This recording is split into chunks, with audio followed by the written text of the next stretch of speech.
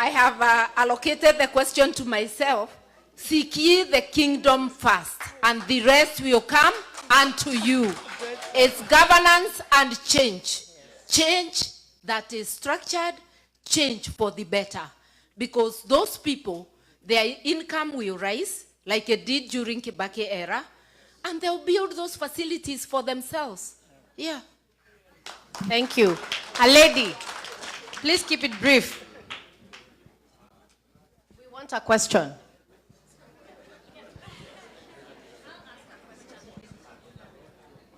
Good evening, everyone. My name is Julie Kioma. I'm a lawyer by profession, both in Kenya and here. Mother, you inspire all of us, especially the young girls.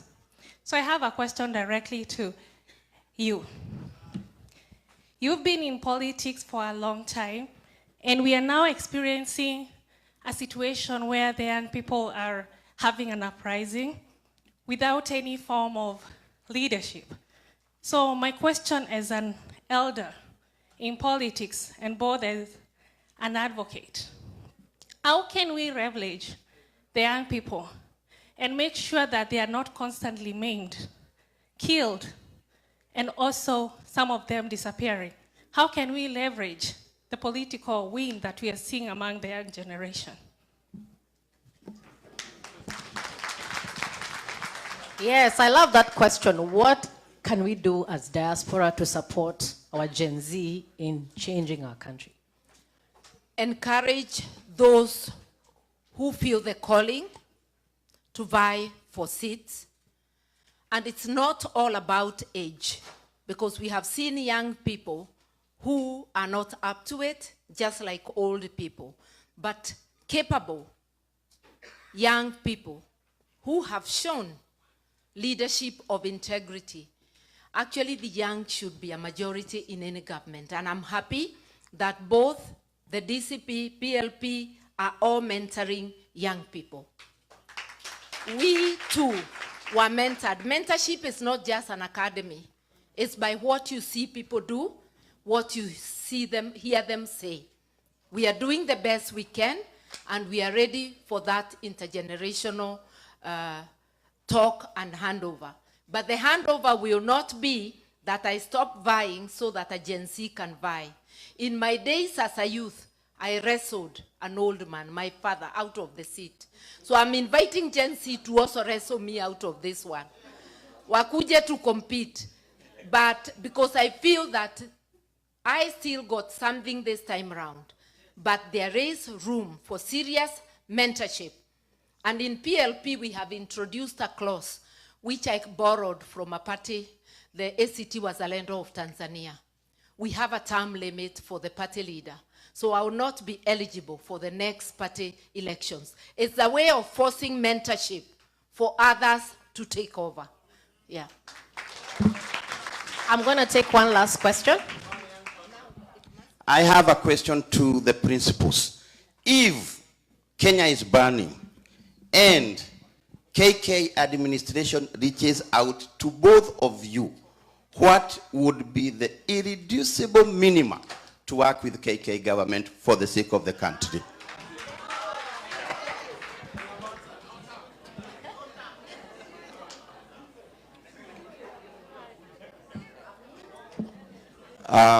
Thank you very much.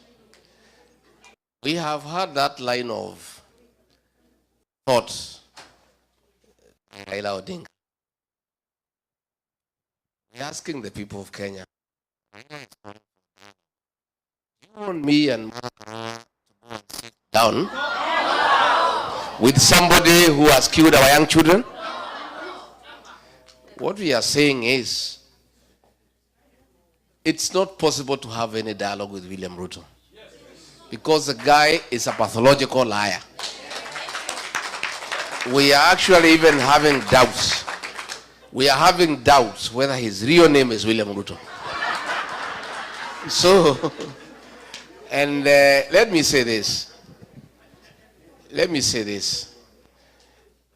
That line of thinking about dialogue is being brought by Raila.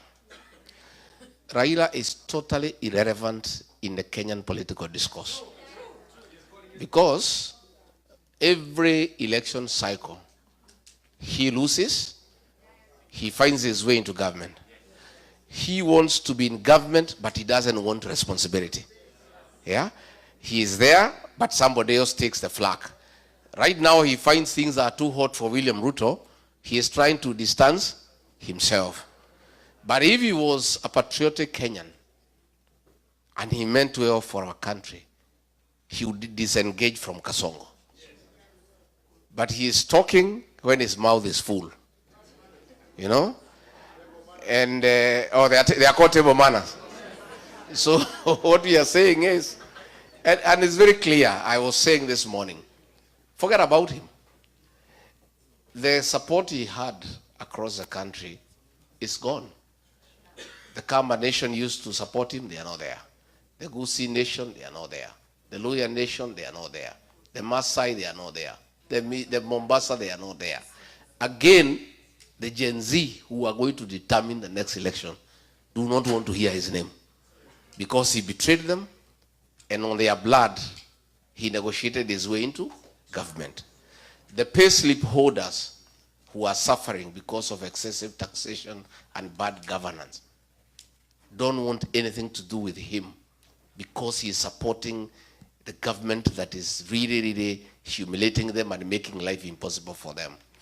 So we are saying the dialogue that we need is in the ballot box in 2027. That's where we need to sort out this question once and for all. And I think it's good. We cannot keep on having situations and people talk. You know, Raila has been in every dialogue, but the problems of Kenya do not end. I think what we need is transformative leadership.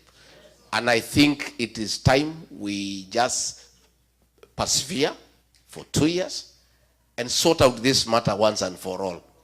Si ndio? Wanaume na wanawake waonane, so that hii maneno ifanye nini? Iishe, so that we are able to move forward. So my brother, if there is any talk with William Ruto, I am not available. Yeah? And I am sure my sister here, when I say one term, she has a problem with it, she wants no term. So I don't think she's also available. And therefore, I think let's agree we have a problem, and let us not try to fix it with half measures. I don't think the Kenyan problem is talking to William Ruto, because even if what you agree, it will be a lie, I can tell you. So there is nothing that we can discuss with him, because it cannot work. We need to have new leadership that is informed by people's aspirations, that cares for what people think and what they feel. And I think that's going to happen. And we ask you once more, be part of that process. Msiwachwe nyuma, tukue pamoja. Thank you. So today I'm going to bulldoze. I want to ask the last question. I think for me, what I would want to know is, as diaspora, as people who are small, but also, as you said, great, because we support an economy back home, can you tell us 2 or 3 things we can do as diaspora to support you as our leaders, so that we can see change? You know, what can we do to drive? What are the 2 or 3 things we can do to drive our country to change?